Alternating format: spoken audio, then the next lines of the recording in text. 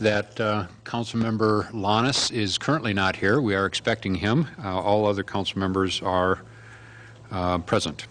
And so is there anything else we need to have on the agenda, or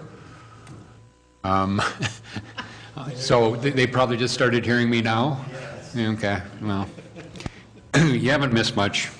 Mr. Lannis isn't here. The rest of the council members are. We are expecting Mr. Lannis a little bit later. And so we have our two things on the agenda. Is there anything else that needs to be on the agenda? I'll move approval of the agenda as submitted. Second. Mr. Nephew has made a motion. It was seconded by Mr. Copen to approve the agenda that we have before us. Any further discussion necessary? All in favor say aye. Aye. That's 4 ayes. So the first thing that we have on the agenda is a discussion having to do with our current trash collection system and some analysis that's been done of that. Binwall, are you going to enlighten us? Thank you, Mr. Mayor. Members of the council. So tonight we're here to present the Trash Hauling Working Group's report on the City of Maplewood's current open trash hauling system. So I have a presentation for you I'd like to go over.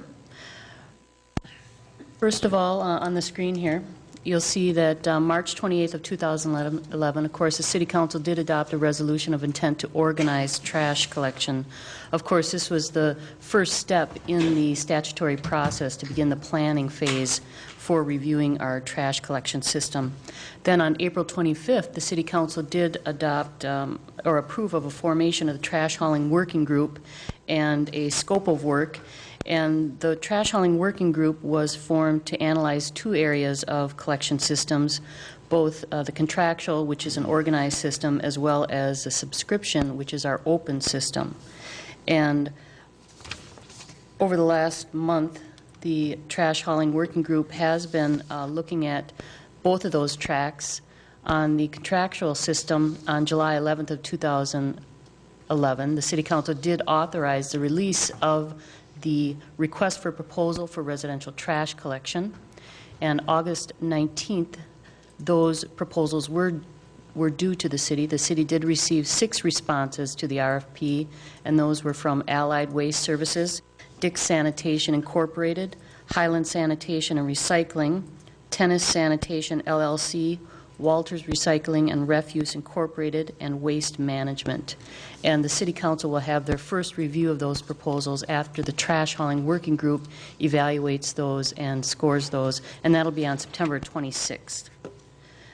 So that's the first tract, and then we are here tonight to discuss the second tract.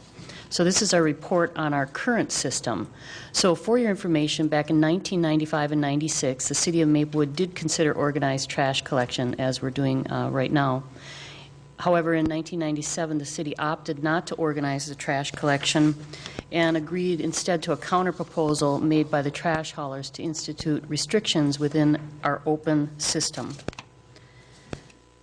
So June 6th, the City Council of that same year, 1997, they amended the Solid Waste Management Ordinance and licensing requirements based on that counterproposal. So I want to briefly go over that ordinance with you. There's 2 sections, the ordinance and then the licensing requirements. So the ordinance discusses things that residents must do, such as have their trash collected from their property at least once a week from a licensed trash hauler.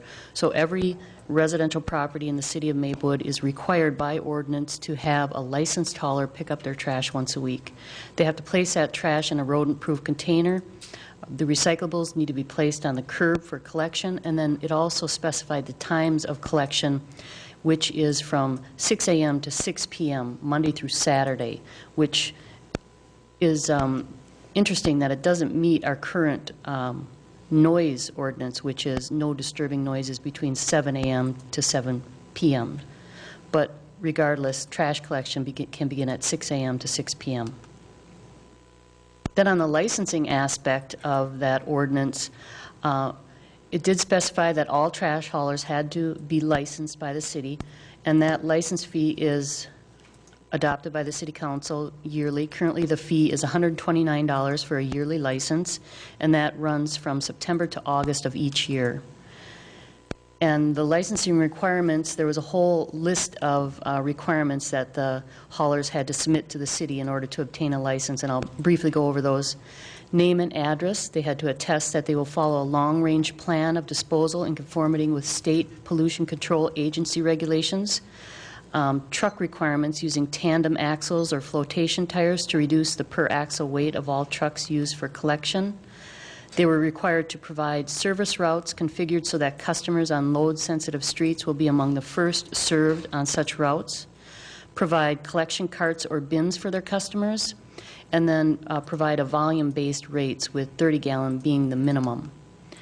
They are also required to provide collection of yard waste to customers upon their request, provide special collection services within 24 hours of customers' request, provide special collection for physical concerns, indicate whether the company will collect from commercial or resident accounts, provide information that they may be required of by the city, county, metropolitan, state, or federal governments, and then general liability and auto insurance.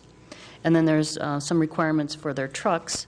They have to have a covered wagon so it will not spill or leak. The trash truck must be kept clean and free from offensive odor, must be conveyed to an approved disposal facility, all the trash. And then trash pickup is based on a day certain schedule. I think this was the biggest change back in 1997, where we actually created districts whereby trash haulers had to pick up trash in these areas on certain days.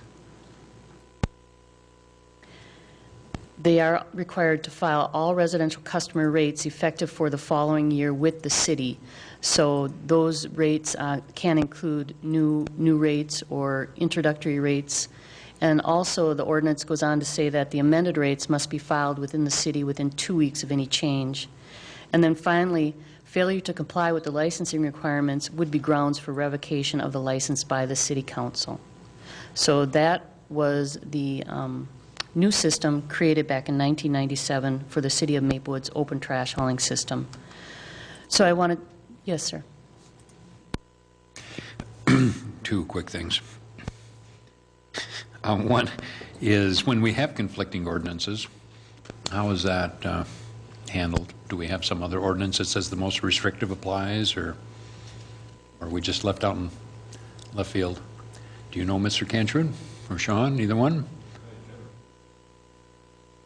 Mr. Mayor, all I can say on that is if we proceed with changing our solid waste management ordinance, we should certainly take a look at that requirement. But in general, perhaps Mr. Cantrud could answer.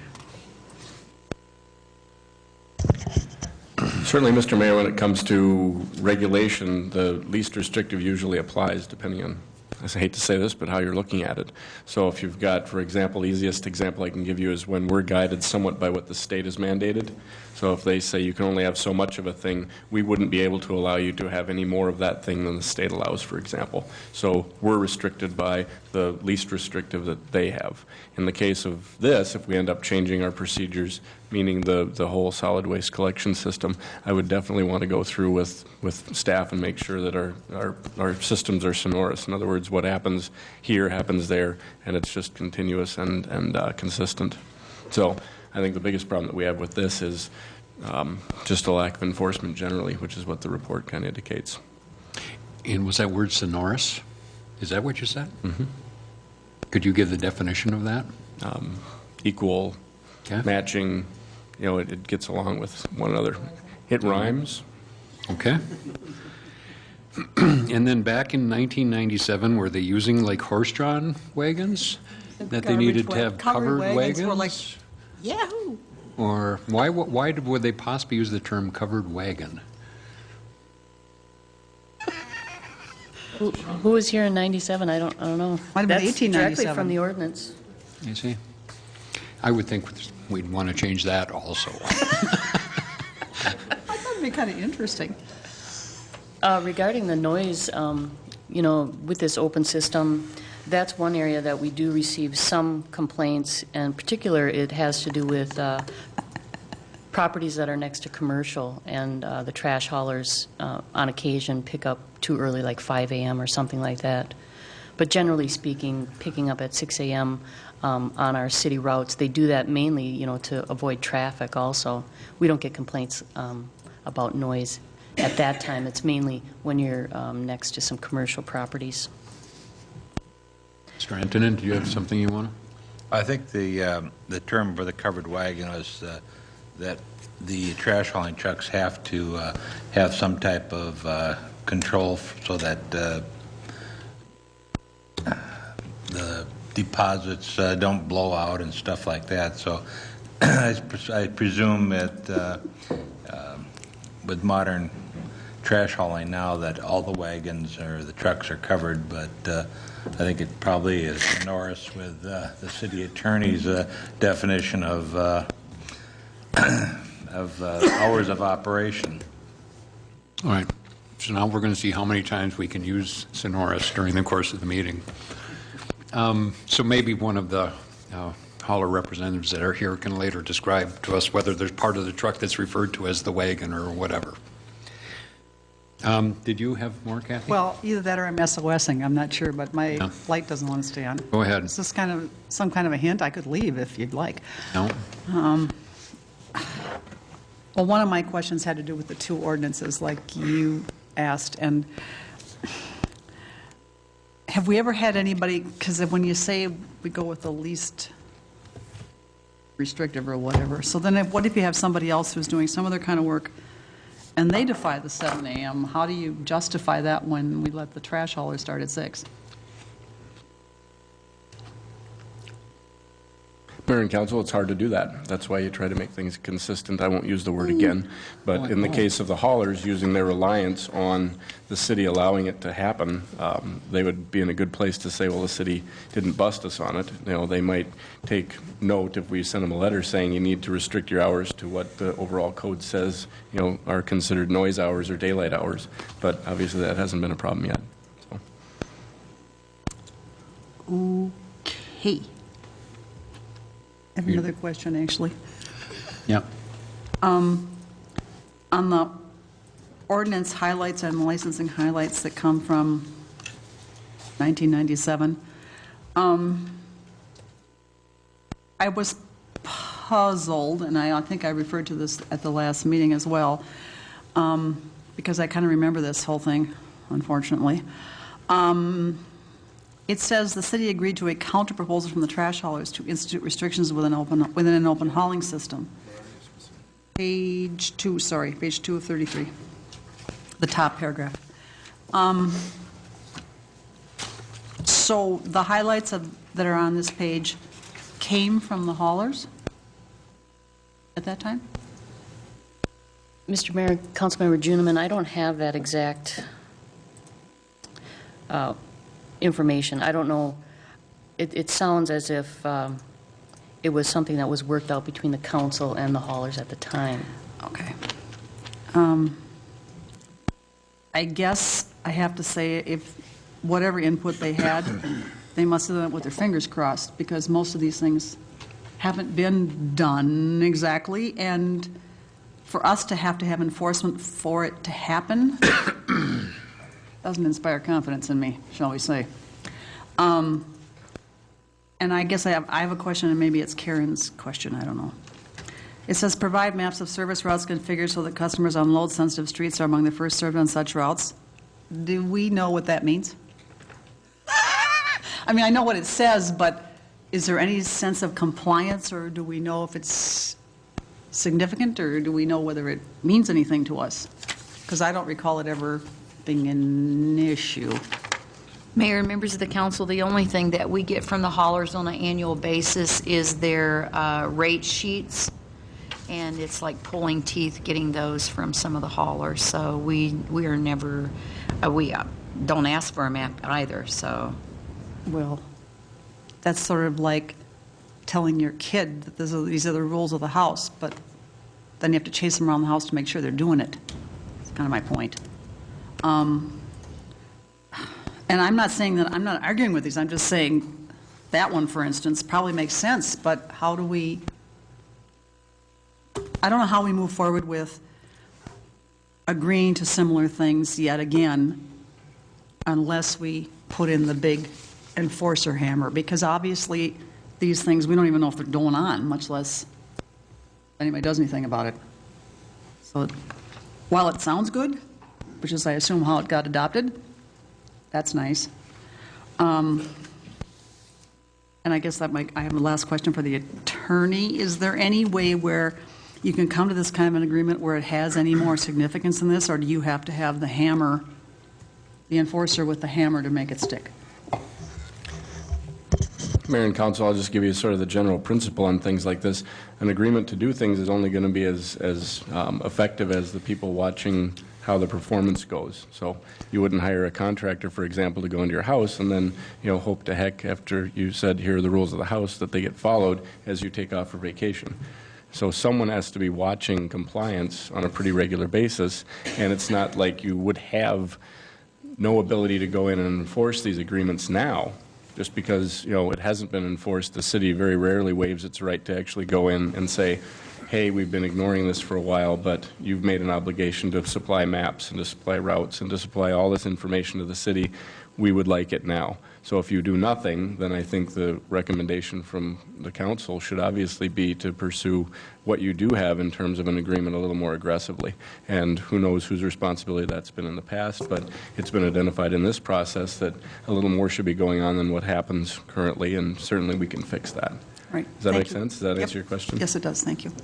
And you always have the ability to take away a license or threaten to suspend a license going forward if they don't comply. I mean, that's your remedy, is to say if you don't play by our rules, you don't get to play in our city.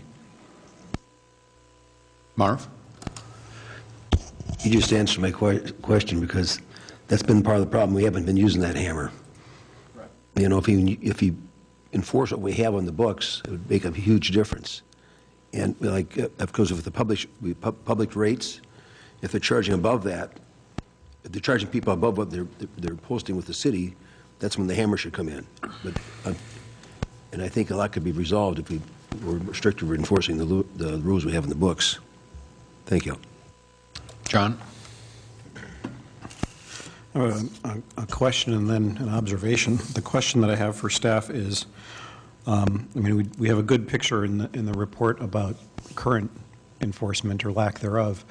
But for anyone with longer institutional memory, was there a time, say in the first year, do we know if there was any time that there really was a comprehensive enforcement effort, if in the first year they really went out and got those maps and checked the tandem axles and all that kind of stuff? Or from the outset, was it more or less forgotten a few months later when the next licensing year came up?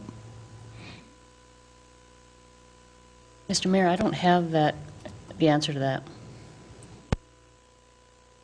Mayor, council, I've been here for almost 11 years, 10 and a half years, and I can tell you in those years, there's never been a staff member assigned that task. So when I arrived in 2000, early 2001, I guess, there was no staff member that had that task. So it was one of those things, you kind of look at, liquor license and someone's assigned that task, or, the chief and Karen worked together on that. And when I arrived, this has not been something that anyone has ever taken and said, this is assigned to a certain department. This particular task, because of our environmental planner position, has been assigned to Sean. But we didn't create the environmental planner position till, was it 05, 06, Sean, that you received that? So we really haven't had anyone assign that from staff. So my guess, going back to 97, to answer your question, this has never been something on staff's list of things to do. Not that obviously the codes are there. No one has ever done it. So the comment that I wanted to make, because I've looked at how other cities have gone through the process in looking at their ordinances and in considering organized collection. I looked really closely at Falcon Heights, for example, because they had they had a committee that had studied the issue and really did a tremendous job in putting a report together. And then I read the minutes of the council meeting where they had to issue their findings and come to a decision on what to do about it. And it just struck me that the council, in order to satisfy what essentially was just backing down in the face of mobilized opposition, they kind of had to save face. And there was an effort to throw a few things together and say, see, we got something out of this, to justify what had gone into it without actually organizing. But that it may be that there never was very much intent to enforce much of this stuff, and there may have been a tacit understanding of all the parties involved that that's true almost any time that a city looks into this stuff. I think the cases of hauler licenses being revoked in the state of Minnesota are probably vanishingly small. I've done some searches trying to find examples of it. I came across one in St. Paul where there was a hauler, I think, whose license was revoked for like failing to file even the basic necessary paperwork or something along those lines. But even there, I'm not sure how much effort goes into it. And so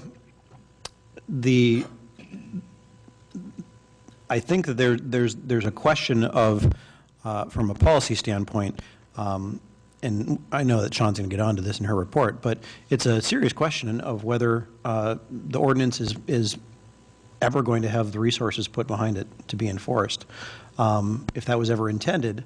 And then that sort of demands that we ask, well, why even bother? I guess we can just sort of have it on the books for symbolic sake. But even if we went out and enforced it kind of out of the blue, we might run into a certain sense of arbitrariness in terms of prosecuting one party rather than another if pretty much everybody is violating it. Kathy? Well, as someone who sat out there on one of those chairs when this was going on, those many years ago, I can tell you that what the scenario that John just gave is pretty much how it went. And the big accomplishment of that entire study was, oh, look, this neighborhood is on Monday, and this neighborhood is on Tuesday, and this neighborhood is on Wednesday. And it was, I thought then, and I still think, the Sniveler's way out. We either do or don't do something, but you don't. I mean, in my estimation, what they agreed to, obviously we made our own joke out of, because we didn't do anything about it. So the moment has come. We're going to do something.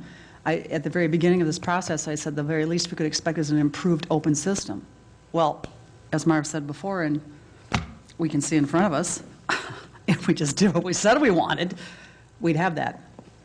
But that requires resources, which is why it was abandoned at the time. And I'm not willing to do that, just so you know ahead of time. We took this up, we've been spending all this time, people are putting research time into it, haulers are putting research time into it. It's not the time for lip service, so we need to talk about this tonight because it's mainly the topic, but okay, is this what we're happy with? And do we want this? Then we need to get serious about how we make that happen. Otherwise, I personally think we should get rid of it. Because otherwise you're just saying, oh, here it is, but we don't enforce anything here, so you can do whatever you like. Because all of your ordinances that require any kind of compliance that has to do with junk and in people's yards and all that stuff becomes moot if we all know now that the haulers aren't following the rules. So how can you enforce any of those rules about the look and the atmosphere of your community if you don't do it to everyone? So I think we need to really focus on this tonight because it's here. I think we're ready for the second half now. Thank you, and please feel free, of course, to stop me whenever you have a question. So getting into resources currently put into the ordinance, I wanted to discuss our current process. So our business licensing specialist processes the licenses and the renewals yearly. We require verification for liability and auto insurance and their rates. And then the city does mail a rate request letter in November, and the applicants are required to submit that volume-based rate by the end of December for that next year, and the city then publishes that in January. So that's our current process. That takes approximately 2 to 4 hours per year per license, and even at that, that licensing fee of $129 probably only covers a small portion of that 2 to 4 hours using a range of staff salary times 3. So one thing the council should really look at in this process is the cost of our licensing. Sean, Yes. As you go on, I know that there's a couple of different times when you have the staff rate times 3. I don't understand that. I mean, why are we taking times 3? Mayor and council, when we bill out time for our engineering services, that is a typical multiplier that we use, and a lot of consultants will use that or slightly less. It just happens to be the current amount we use. Now, some of that is based upon engineering, where you have very high overhead costs to cover all those expenses. We've never done an audited amount, so whether it's 3 or 2.5 or 2, benefits alone add a third of a salary anyway, and so we use much lower. But somewhere between, 1.7 and 2.7 is usually a reasonable multiplier for, quote, overhead expenses on a straight salary. Okay, thank you. So if we wanted to ensure that we verified all of those licensing requirements, such as the rates, the truck axles, the service route maps, yard waste, special collection, I think it would require additional staff, such as environmental planner, myself, possibly an engineer, to look at the service routes and really review all of those requirements prior to issuance of a license. And on the rates, I just wanted to mention that Councilmember Nephew will have a short presentation after mine to discuss his findings on some of the variations in rates currently. So with that, the additional staff time needed to process a license, if we were to enforce all of that, as estimated, would be approximately 1 to 4 more hours for those other staff members to really review the maps, the service maps, discuss with the haulers the best route to take, be looking at other items such as their rates, estimating that at an additional $15 to $303 per license with that additional staff time. So you can see that that would add cost to the license. And then if we really wanted to enforce the ordinance, which would include following up on rates, following up on issues such as truck weight, things of that nature, it's estimated approximately 2 to 8 hours per month, making phone calls, following up on these things, and then 2 to 8 hours per revocation if the city were actually to follow through with attempting to take away a license from a hauler. That would have to go to our council for review, so that would be 2 to 8 hours per revocation, and estimated again at an additional $2,322 to $11,000, yearly, to really enforce our current ordinance. And that's overall, unlike above where it's talking about per license. That's a number to do that type of enforcement. Correct. So For the whole 2,000 to system. 11,000 overall. Okay. And these are just estimates that I came up with, trying to determine how long it would take each staff person to do this. So I wanted to give you a comparison of surrounding ordinances. I said Kathy, but I turned my mic off. So Kathy has a question. I'm sorry. That's one way of getting rid of me. Under the surrounding open hauling cities, comparing the ones that have some requirements, one of them was require trash haulers to report rate changes throughout the year. And do you know if any of those enforce any of this? Do you have any staff time dedicated to doing the types of things we were just talking about, or don't you know, or do they, or? Thank you, Mr. Mayor, Councilmember Juniman. That came up at our trash hauling working group, so I was able to call some of the cities and get a hold of them. And those cities are St. Paul, Oakdale, Woodbury, Newport, and Roseville. They all have open hauling systems as well. And just to briefly go into some of the comparisons of our ordinances, and then I'll answer your question about the enforcement. So currently, they all require licenses, and I called, and those licenses range from $125 to $820 on the 3 cities that I was able to get a hold of today. Required pickups, such as in the city of Maplewood, where we require residents to have their trash picked up by a licensed hauler. Oakdale, Woodbury, Newport, and Roseville. So in St. Paul, apparently, you don't have to have a licensed hauler pick up your trash according to their ordinance. The cities that have districts, the day certain districts similar to ours, Oakdale, Woodbury, Newport, and Roseville. And then requiring rates, they all require that the haulers submit the rates, and then any kind of rate changes throughout the year, similar to our requirement, is St. Paul, Oakdale, and Roseville. And then the times that they can pick up trash, according to their ordinance, does vary quite widely. 6 to 6, 7 to 7, 6 to 10, 7 to 10. And then the revocation process, they all just briefly state that a license can be removed or taken away with any kind of violation. So I did call and follow up on the enforcement issue, and none of the 3 cities that I spoke to have any kind of, I should say one, the city of Woodbury. They had something where they call in the haulers every year to a meeting with their environmental commission, and they just discuss things such as what are your rates for recycling, because they have open recycling also. And they just kind of sit down and, I don't know, just have a discussion with the haulers and the city and make sure things are going well. But other than that, none of the cities had any kind of enforcement except for on occasion similar to here, where there's a complaint about, you know, one hauler picking up too early, or this hauler, I don't know, trash was flying out of the car, the truck or something, the covered wagon, I don't know. So not much enforcement involved in those open cities. And then finally, our trash hauling working group did look at some of the areas, and I'm sure there's others, for improvement to our existing system. First and foremost, I think what we've learned here is that we could increase review and enforcement of our existing ordinance and licensing requirements, you know, monitoring those rates more closely if that's a concern, enforcement of truck equipment and weight requirements, enforcement of trash hauling pickup times, noise and litter, monitoring to ensure that they all are offering yard waste and bulky item requirements, take a look at their service routes as we indicate in the ordinance, and all those other things that we could be enforcing. And then increase our fee to cover the increased review and enforcement. I think in our review we have learned that it's a pretty minimal fee, $129, even for what we currently enforce.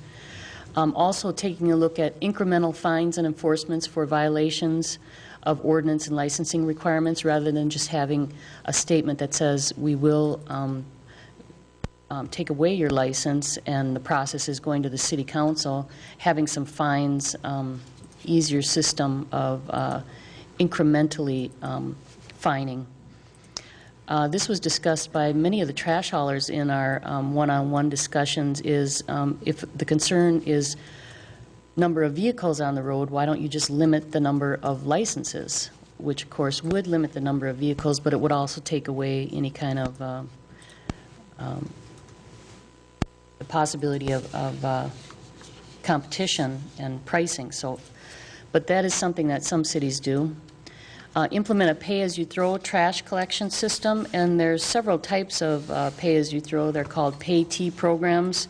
The city could sell tags or custom bags to each of the residents, so just whatever they're throwing is what they're paying for. So this would increase our recycling rates drastically because they're paying for just that small amount of trash. Or variable rate pricing, which we currently have and is required by the county, but the city could require that variable rate be even more incremental, so that the 90-gallon is much higher. We would require the haulers to have a greater incremental rate for that 90-gallon as opposed to the 30-gallon. Financial incentives to residents for reducing waste, such as recycle banks. You've probably heard of those. Residents are able to earn points and use those points for certificates and so forth, the more they recycle. And then, of course, education is huge. The City of Maplewood, as far as I know, hasn't really undertaken a large education or campaign to, you know, let the residents know about the reduction of waste, where does your waste go, things like that. Of course, we do that with our recycling, but not so much with the waste. So in summary, I think what we're learning here is that the changes to the ordinance in 1997 were not really fully realized. I think they were trying to meet the goals at that time, but because of the noncompliance by the trash haulers and the no education or enforcement by the city, those goals and objectives probably weren't fully met. So new changes to the ordinance would need, for sure, an educational campaign, closer monitoring, and then, of course, greater enforcement. So with that, I'd be happy to answer any questions, and then Councilmember Nephew would like to give a short presentation on his findings on rates.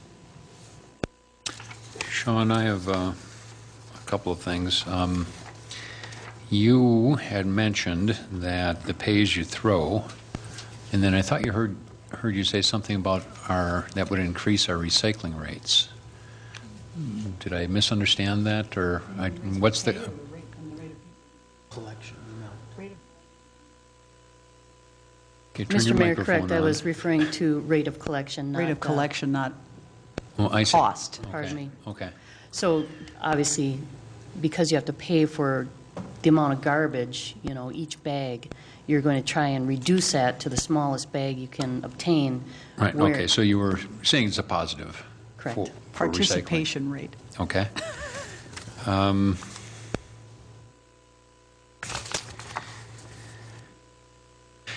And then when we're talking about, if we were to kind of step up how much we pay attention to the things that presumably we and they are supposed to be doing, how would we actually monitor the rates? I mean, we don't see their bills, so I think that's one of the things that Mr. Nephew, has found as he's looking at different bills is that, they bill somebody this and somebody else that, and how would we have any ability to monitor that? I think the only way we could is through complaints by customers. And so seeing as most of them don't seem to pay that much attention to their trash bills, we might get something, but it wouldn't fix the problem. And so I'd be interested if we can figure out some way to make sure that, if they say this is what they're charging, that they charge the same to everybody. So I just don't know how we do that. The city could conduct some sort of audit yearly. I was going to say, Mayor and Council, as part of your agreement ongoing with future trash haulers, you can always, because we've got that right now, or the city has that right to enforce regarding recycling. With about a day's notice, I think that the city can go in and go through Tennis's records and ensure pickups, and all of the metrics that they use to evaluate their performance are open books to us. And if you had the same thing in the contract with the haulers, you'd have a right to send in, whether it's Sean or someone else, to just go through and sort of audit records and take random samplings and find out what those particular accounts are being billed. Okay? You have something? Okay. Alan, is that something that we would have the authority to be able to do under a subscription system like there is now? I mean, because obviously with Tennis, that's in a contract between us and them as a service provider for recycling. But, do we have that regulatory power as a city to be able to audit their books under an open system as we have today? Mayor and Council, because they have published rates, I would think that you would have the enforcement authority to go in. They might resist, and you might have to get a subpoena or some such thing, or a warrant to inspect the records. But because you've got a requirement already that they've published their rates, and presumably they can't charge more than that, obviously your report indicates that they're kind of all over the map. But I would think without acting too creatively in front of a judge, you'd be able to get the authority to go in and say, we found this, here's an anecdotal, evidence anyway, that perhaps the rates are a little too high based on what your published rate is to the city, or your last published rate, so please show us your customer list, blacking out for purposes of anonymity who they are, but show us the customers that you have in Maplewood and what your spreadsheet is on how they're being charged. So to answer your question, yes, I think you could probably get that information, just because we do have a requirement that the rates be published. Okay. Kathy? Well, that's what I was going to say. If they were actually submitting their rates, and it's public information, we could even put it in a newsletter so that if people want to see if they're being charged. But we need to call attention to it if we do that, and we need to announce that we're doing that, and we need to tell people that before they put their newsletter in the recycling bin, they might want to look at that feature. But that's where the rub is. People never go until it hits them individually.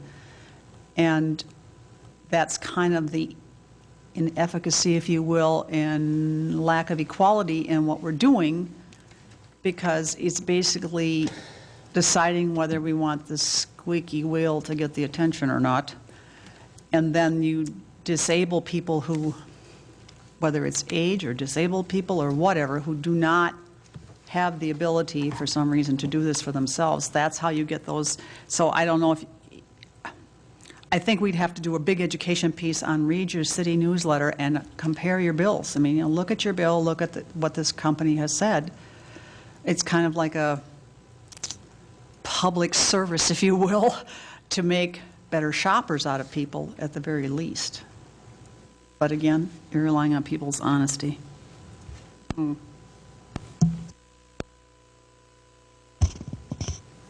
Ready to go?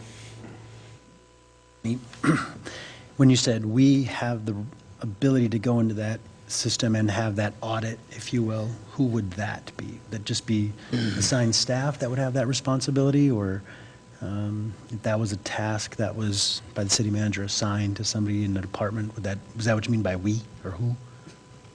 Mayor and council, someone at the city, staff as assigned. When I mentioned the we, it's kind of the collective, but I would expect that if you gave that direction to Manager Antonin, he would assign it to the appropriate staff person. I don't necessarily see it as a police function, but it would be something that, more than likely Sean, I think, would be assigned. Chief, how do you feel about that? You ready? No. Actually, the one concern that I have, and this is the part that has become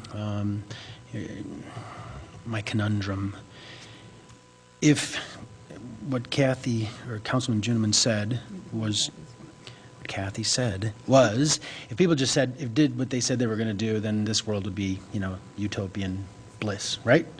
And if they didn't have to be monitored or policed or nickel a senior who doesn't maybe have the wherewithal to check her or his rates in comparison to the city's posted fee amount, that that would be fine.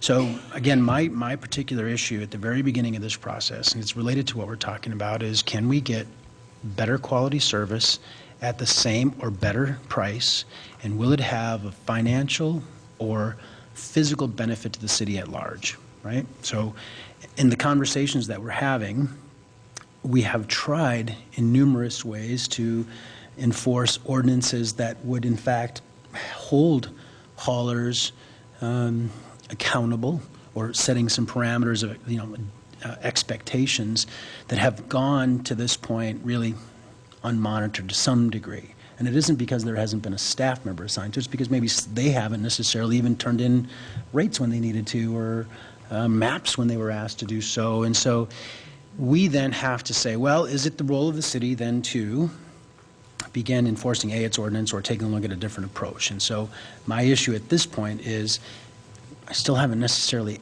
I'm getting closer, to be honest, on a position on that, but I think it is, in this particular case, the topic that we're talking about is how do we then look at the varying options, and if we've tried option A, and quite frankly option B, and they haven't really worked, one of the things that Councilman Neffy, I'm sure, is going to talk about, even in my particular hauler, I was incorrectly assessed because of some keying error, whatever, and per bag, my bill every month is sometimes undecipherable.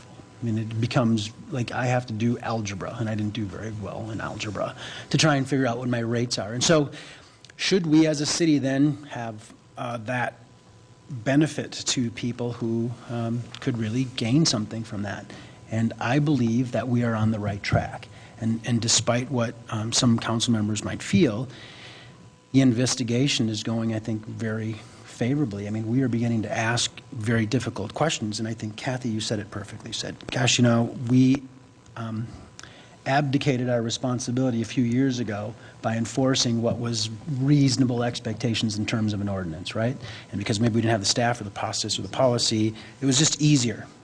I mean, exactly. It was just easier to just say, well, it's on paper, and we really can't really do a whole lot, or we don't really care to do a whole lot. It's better than going to an organized piece. So I believe, my last point, that we as a city have a responsibility to, hold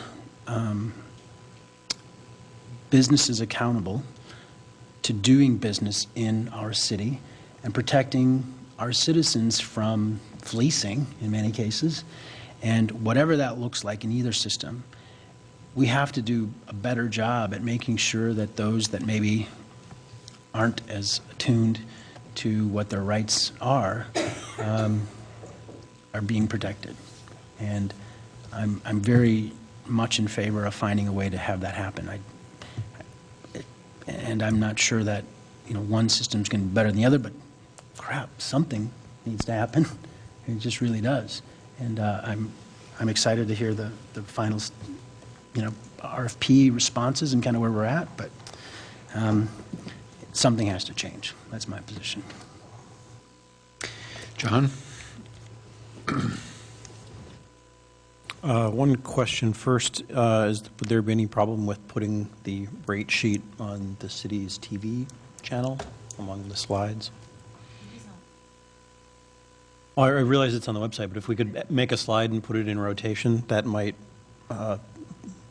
prod more people just at random times when they're surfing the cable channels. So that would be just one suggestion.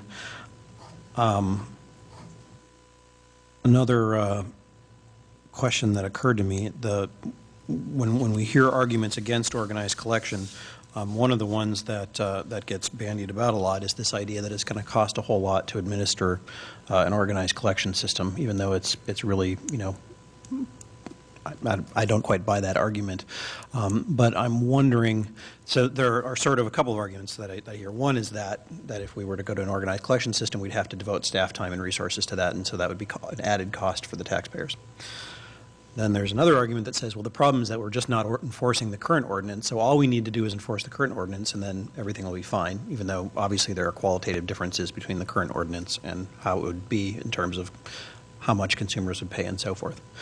But if we changed it from the comparison of what it would cost to administer a collection contract versus what it costs to ignore our current ordinance and allow it to be flouted flagrantly, if instead we were comparing the cost of what would it take to administer organized collection contract versus what would it take to fully enforce the current ordinance, how much of a difference then are we looking at, really?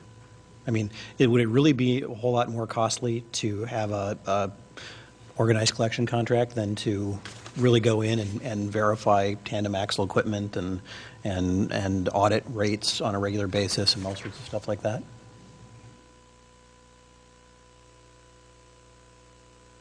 Mr. Mayor, Councilmember Nephew, we did look at the cost to administer our current recycling contract, and we do dedicate 20% of one staff person's time to that on average. And we estimated, that's our recycling coordinator, Bill Prefer, so we estimated that'd be about $18,000 a year if you use that exact timing, or amount of time he works on the recycling contract. Based on the examples I gave for increased enforcement, similar? And that's at his rate, of course. And I should say that in your estimates on enforcement, I mean, you didn't factor in, auditing one of the haulers every year or to verify rates or other more aggressive ways of really actively verifying compliance. And conversely, I would suppose that, perhaps I'm wrong, but I have a sense that the recycling coordinator has to do a lot more in terms of education and outreach and sort of ongoing tasks that may not be there for the trash service? Mr. Mayor, and Councilmember Nephew, that's correct. So a part of his duties is, purchasing recycling bins for the city. Last week I had him helping me with the Junior Green team. We were doing recycling in the parks, fun event. So there's a lot of outside activities over and above just monitoring that existing contract. So I guess that means that if a person wants to make the argument that we shouldn't organize because it would increase some expenditure of staff time, that we'd have to say that what you'd be advocating for is not enforcing the current ordinance at all and ignoring all the problems as being the other alternative to not be spending that money one way or another.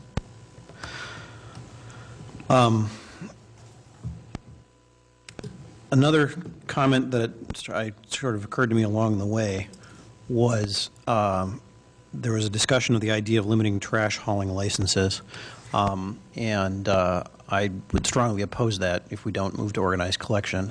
From what I've seen, I think that you pay a lot more when the number of haulers is more limited and you don't have the bargaining power of a city negotiating a contract on your behalf. And I think that can be demonstrated in a number of areas where you'd expect rates to be lower, but they're not because there are only 2 or 3 haulers actually active in a city. But I also think, and I could be corrected if I'm wrong, but I have the impression that if a city did want to limit the number of trash haulers by restricting the number of licenses, they would have to do it through the organized collection process and declare pass a resolution of intent to organize, as we have done. So I imagine that option is open to us, but you would have to declare that you were intending to organize trash in order to preserve an open system using a limited number of licensees method of restricting the trash traffic on your street, which is kind of silly, but we have kind of a silly law here in front of us on that.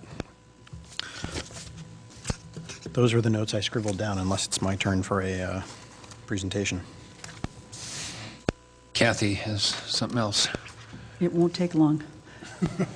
But just so that I think everybody understands, particularly the customer, that being the resident, part of our charge as elected officials is to provide for the health, safety, and welfare. So while I don't want to compare trash trucks to cop cars, because that's kind of odd, it's kind of the same vein.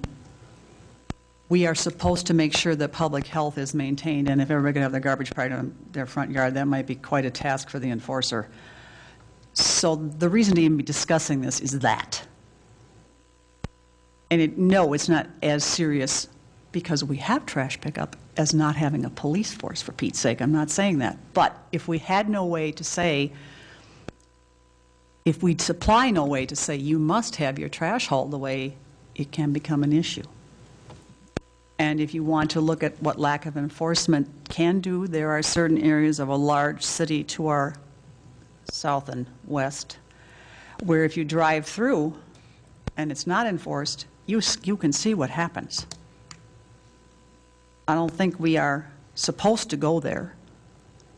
So we have to figure out something that works whereby trash collection is supplied by someone for public health. So that's what started this whole conversation, just in case people think we've gotten into some kind of a business argument, which this isn't. Well, I think then that we could go with the next segment of the presentations, which would be Mr. Nephew. Sure. Well, Council, I hope that you've all had a chance to read the report that I typed up. It's about 8 pages. I'll try to summarize it a bit. I'm sure folks at home who may be watching this, the billions on the internet, may not have had a chance to read it in its entirety. And some of it has very small type in order to fit all those numbers on one page. Back in April, I made a council presentation at one of our meetings where I talked about some trash bills that some residents had brought to my attention because of our discussion of this topic had gotten them looking at their own trash bills and seeing, for instance, that chart on the city website, which they had never really paid attention to before, and realizing that the amount that was on their bill was considerably higher than the number that we were talking about that their hauler supposedly was charging in this city. So that made me very curious because at the outset of this process, I was assuming that the rates reported would sort of be the baseline rates and people might negotiate for something better. And that would be what you would sort of figure, kind of like one is the retail price and what is, and the actual price might be the people that got it on sale by bargain hunting. And that didn't seem to turn out to be the case. So I made that presentation, which I hope you all recall, and it was on April 25th, if anyone wants to go find it on the streaming video archives. But at that time, I asked the residents of Maplewood to be so kind as to share actual copies of their trash bills. Because I really, in the hundreds of conversations I've had with people in Maplewood, it has often been very confusing, because someone will call up and say, well, I'm paying X. And you don't know if they mean that's the invoice amount for that month, if that was the invoice amount for that month after the credit for half the previous month's bill that they got refunded because they were out of town, or all sorts of other things, what portion was taxes, et cetera. And I really wanted to be able to actually see the bills and see the line items and see all the details. And so besides bringing it up in the council meeting here, I also even have had the occasion of talking to people at their door and asking them to run downstairs and make a photocopy of their trash bill, as long as we were chatting on the topic. And also sent emails to anybody who had written to me about trash hauling, which, of course, as I'm sure is the case with the rest of the council, the vast majority of those folks wrote, at least initially, in opposition to the idea. And so that's something to keep in mind, that people having high bills were not necessarily people that felt motivated or thought that the system needed to be changed.